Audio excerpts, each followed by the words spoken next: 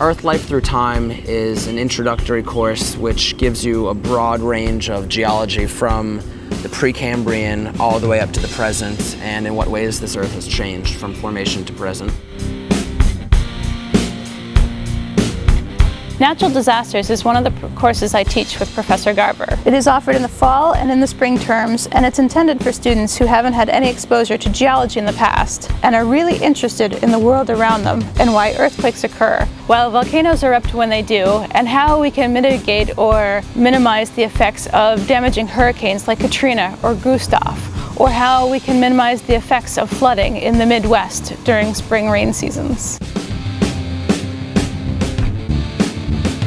Environmental geology is chock full of landslides, runaway glaciers, volcanoes, earthquakes, tsunamis, all of this, and how we can mitigate disasters and how we understand them and have studied them, and what future work might hold on those subjects. Physical geology is one of our main introductory level courses, and it's basically an introduction to the materials and processes of the Earth, and also briefly the other solid bodies of our solar system.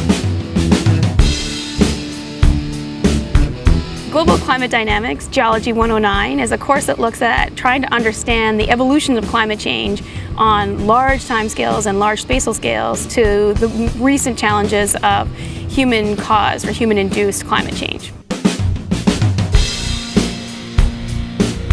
ENS 100 is an introduction to environmental science and environmental policy, and that has mostly to do with the human impact on the planet more than physical processes, and basically how we've affected the water, how we choose to dispose of waste, how the atmosphere has changed, and can deal with anything from noise pollution to the ozone hole.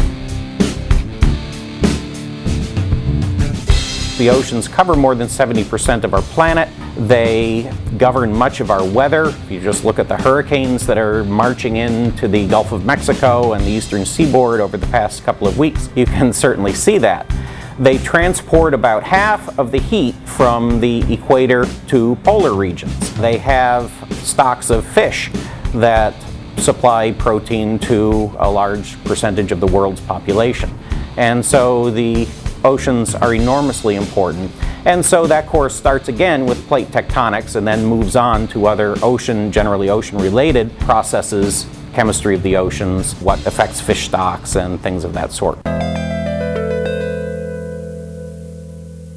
We have several potential new mini-terms that we're considering doing in the future. One of them is to Iceland. And in this mini-term, students travel to the island of Iceland, which is a really unique geologic feature. It's in the middle of the Atlantic, and it's the confluence of a hotspot, which is the type of setting that makes Hawaii, and a mid-ocean ridge. And so the entire island of Iceland is volcanic. There are very few trees on the island itself, and so you're constantly just being surrounded by volcanic features, volcanic activity. This is something that makes Iceland very unique. It's one of the only places in the world where geothermal power is one of their main energy sources. And so as part of the trip, we go to geothermal power plants and hydroelectric plants because energy is so cheap in Iceland. It is a great way to learn about alternative energy sources.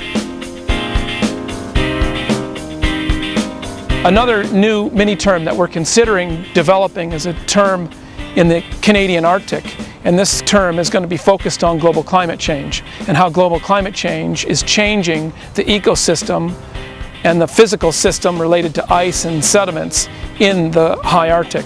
The high Arctic is often considered the canary in the coal mine when it comes to global climate change.